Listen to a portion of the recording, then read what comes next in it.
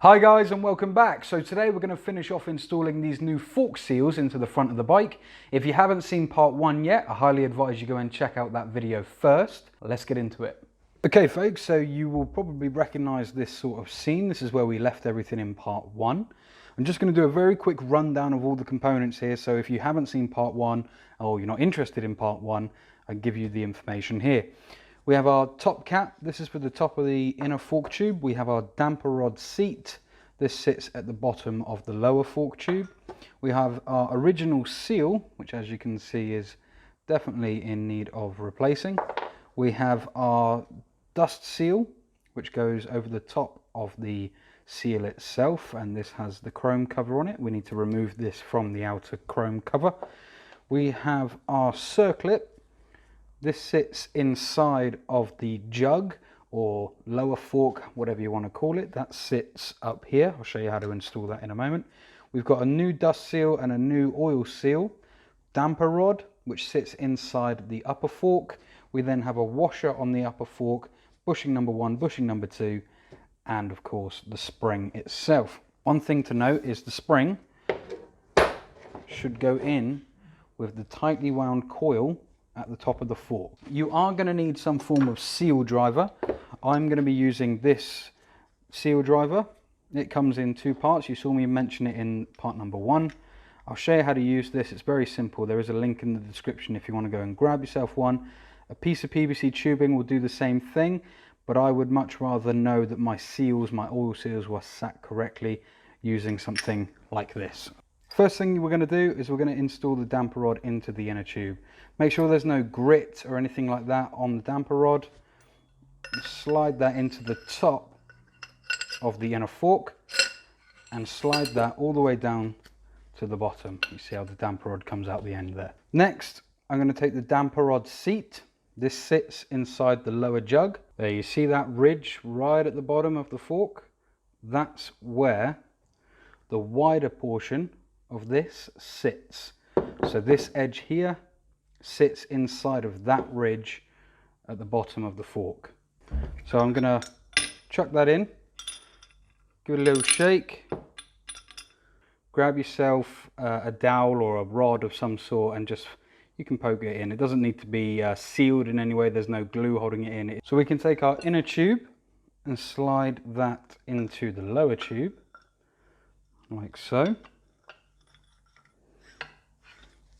Right down to the bottom. I'm just going to give that a little tap, make sure everything is seated. So the damper rod is now sat down here, and this is where this screw, getting this little beauty into position, can be quite tricky. Now with the majority of forks, like I've said in the previous video, that damper rod will have a hexagonal end to it. This one does not. This is just circular. Now I'm going to recommend that you go and buy the correct tool. I'll even leave some links in the description that you can go to and make that decision yourself. The other thing you can do, as I mentioned in the previous video, is use a pull cue. And the reason I want to use a snooker cue or a pull cue is because it's tapered. It gets wider as you go up the cue. And if we chop the end off of that snooker cue, this will fit perfectly inside of the damper rod, and it will keep going until it hits a ridge, until this gets to the wider point. You'll be able to hold it in place.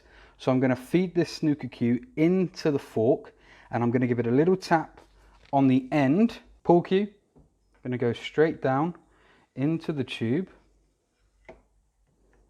find the damper rod, and then you want to sit it inside the damper rod. There we go. And that damper rod now will be fixed on the end of the cue. So if I were to remove the cue, you see how the damper rod is on the end of it? So we can feed that back in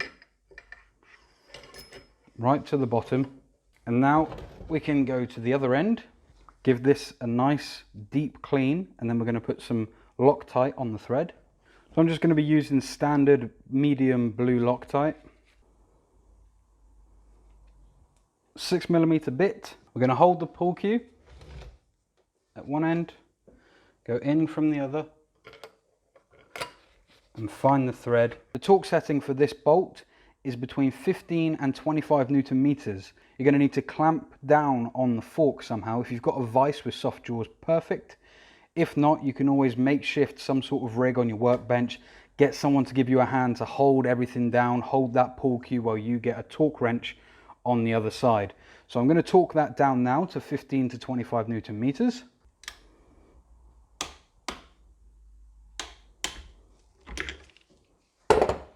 Before you start taking a new seal, like so, and throwing it onto the fork, make sure you check for any corrosion or dots of rust, etc. on the end of the fork. It's very common. If you scrape this new seal down over the fork, you're going to encourage perishment on the inside of the seal. So there is a little trick. Grab yourself some sort of plastic bag, open that up, like so, and chuck the fork inside the bag.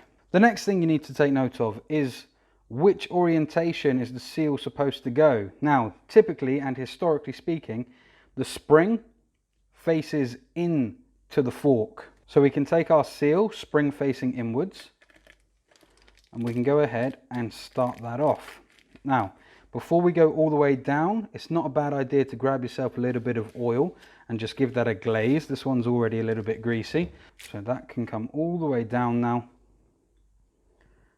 like so. There we are. So this part of the seal driver is adjustable to a degree. You can move these back and forwards and you can tighten them up if you need to. This sits over the fork.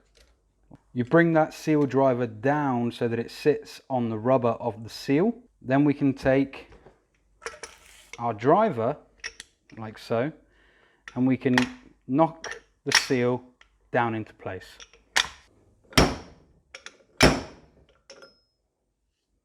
You can see just how far down that seal driver has had to go in order to seat the seal correctly. Another way you can tell if you've finished the job is to look closely on the inside, and you'll see that ridge that the circlip needs to sit into. Now that that seal is correctly installed, we can go ahead and take our circlip, pop that into place. It's always a good idea to go around with a flathead screwdriver and just make sure that it's all in the correct location.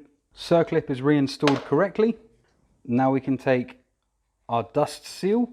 Don't forget the bag on the end of the fork. Spring this time faces up. Slide that down. You could use the seal driver again. Just make sure that you're not pushing directly on the spring on the seal. Make sure you are on the ridge.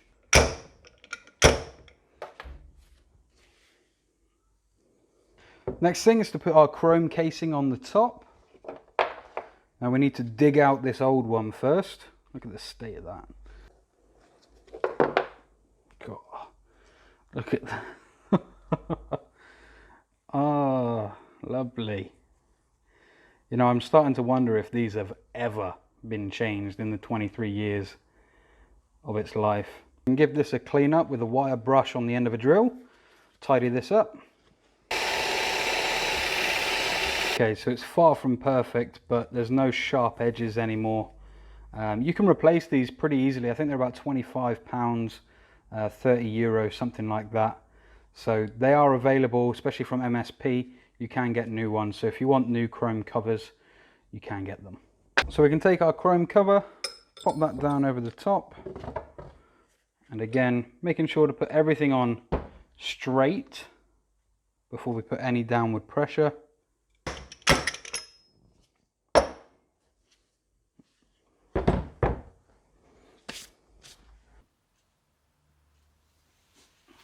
And pour it in.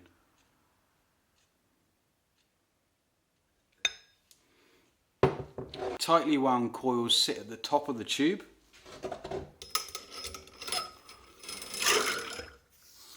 Drop that in. Extend the fork up. And then take my ratchet with my 14mm in. Make sure that's in there. Like so. And you really want to make sure that you're standing as far away from this as possible. There we go. And just start doing that up. We will torque this down correctly, but we'll torque it down correctly once it's back in the clamps of the triple tree. Don't forget guys that if you want to follow along with the entire Intruder teardown, you can click on this playlist up here, or if you'd rather watch the rebuild series, you can click on this playlist down here. For now, take care of yourselves and I'll see you soon.